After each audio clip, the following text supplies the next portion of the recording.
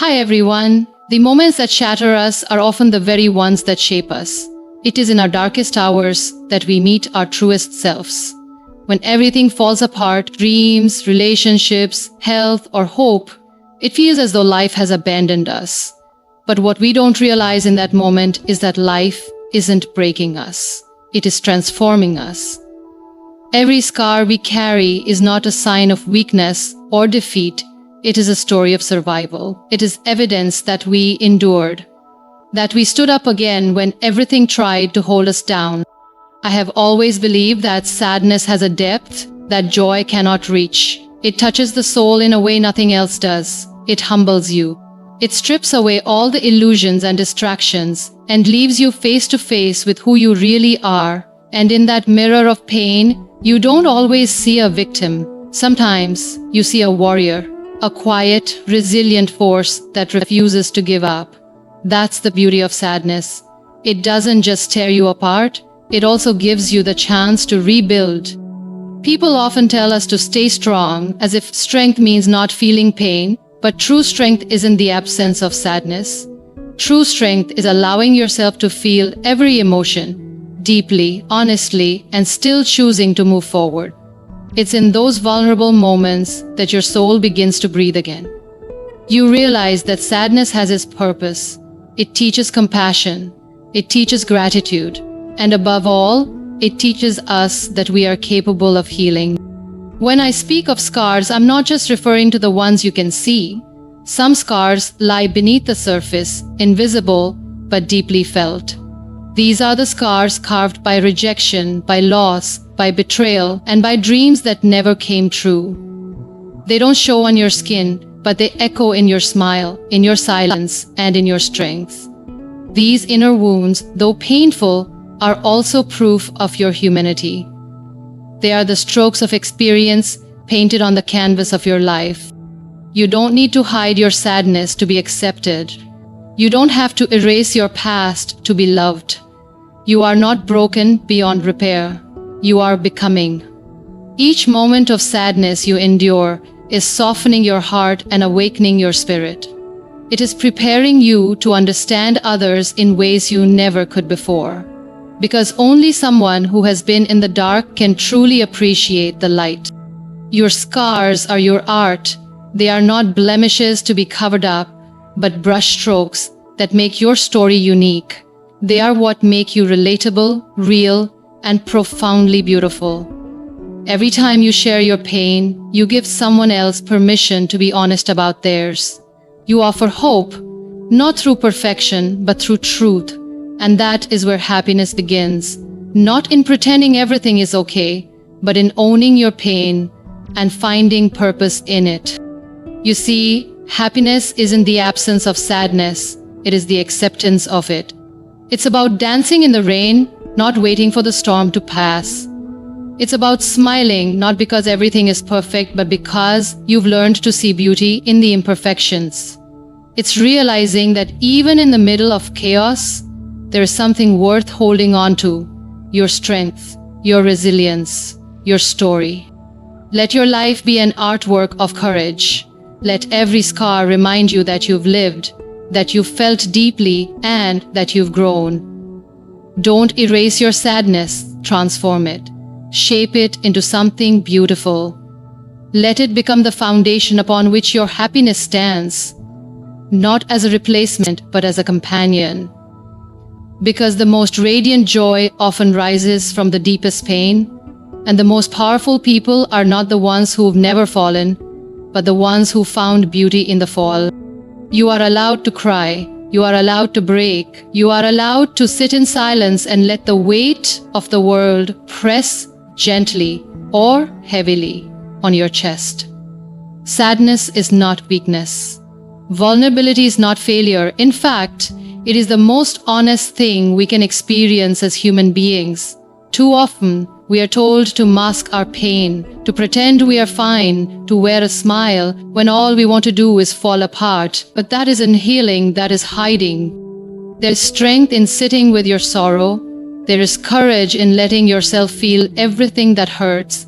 The tears that fall from your eyes are not signs of defeat, they are cleansing. They carry away the heaviness you've been holding inside for far too long. So cry when you need to. Sit with your sadness. Let it speak. Let it soften you. Because there is wisdom in that pain, and only when you stop running from it can you begin to understand it. But after the tears, there comes a moment, a small sacred moment, when your heart whispers, it's time. It doesn't shout. It doesn't command. It simply nudges you gently toward the light. And that is the beginning of your rise. Rising doesn't mean you have all the answers. It doesn't mean the pain is gone. It just means you have chosen not to give up.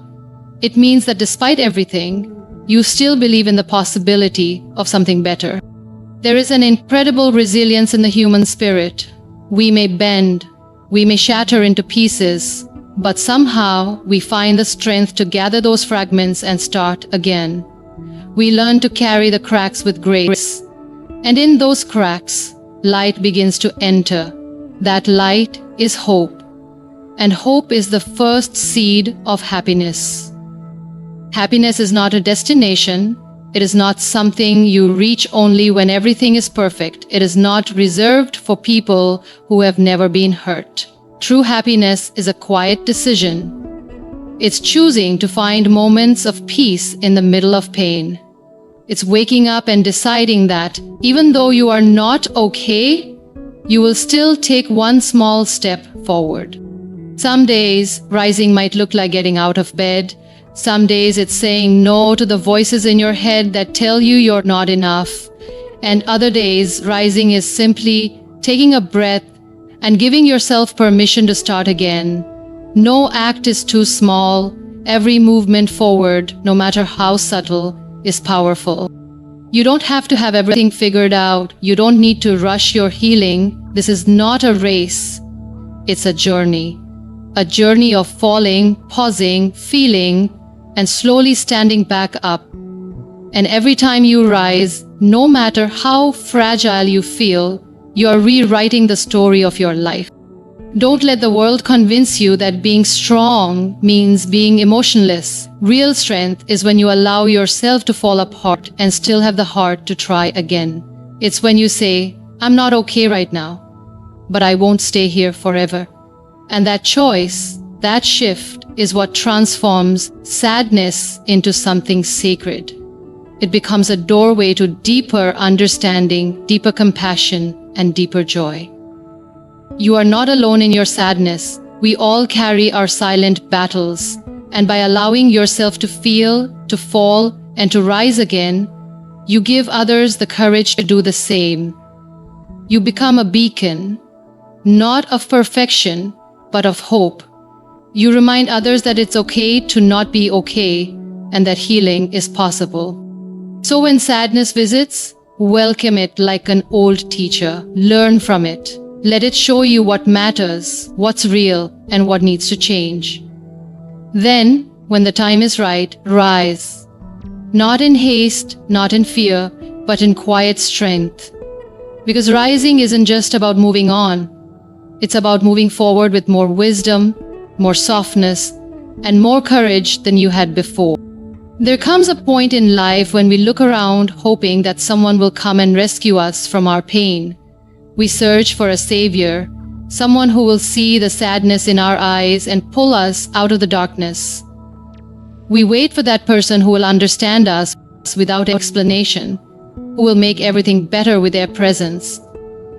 But sometimes, no one comes. Sometimes the world keeps spinning while you sit quietly with your heart shattered in pieces, wondering when it will be your turn to be happy again. And in that silence, in that space where you feel most alone, something sacred begins to happen.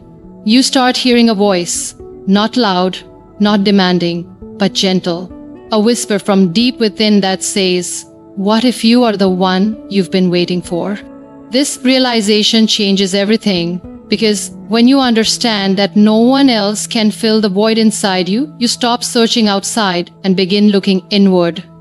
You begin to light your own candle instead of waiting for someone to bring you the flame. And that is the beginning of becoming the light you were looking for. We've been taught to measure our worth by the love we received, by the validation others give us. But what if your value isn't tied to anyone else?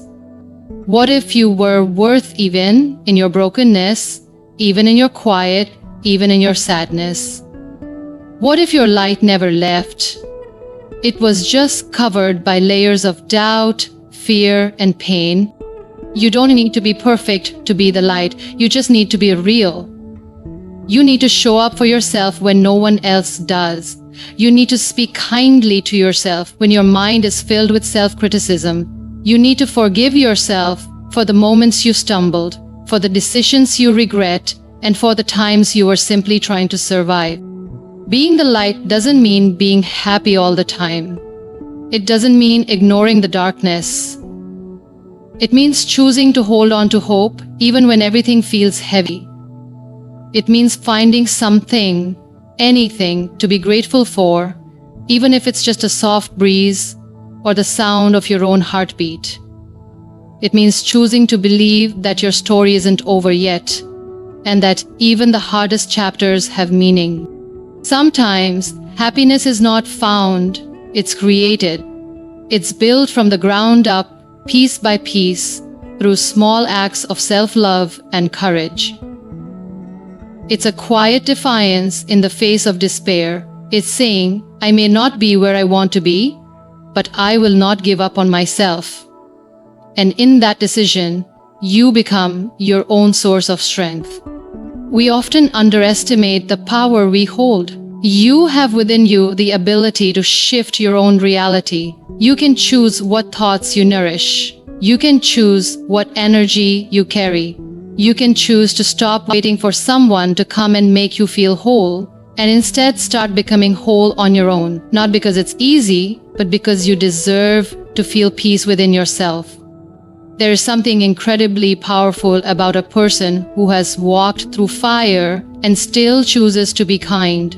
Someone who has been to the depths of sadness and still smiles at the world with compassion.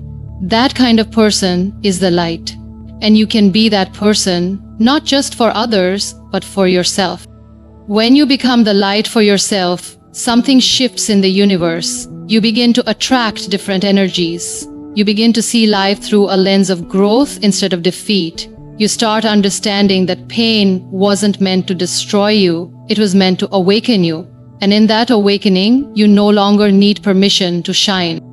The world needs more people who have faced their darkness and still dare to shine. But more importantly, you need that light. Not from someone else, from you. Every time you choose to rise, to heal, to keep going, you are igniting something within that no one can take away from you. So don't wait. Don't wait for a perfect moment or a perfect person. Don't wait for the sadness to completely disappear before you begin. The light is already inside you. All you need to do is believe that you are worthy of it and let it shine. So today, choose to be that light, not just for the world, but for yourself. Embrace your imperfections, honor your journey, and remind yourself that even in your darkest moments, you hold the power to rise.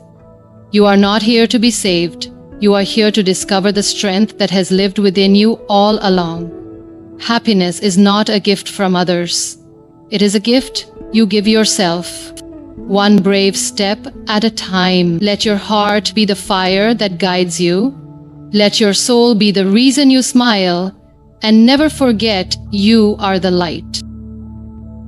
If you learned something new from this tutorial, don't forget to like and subscribe.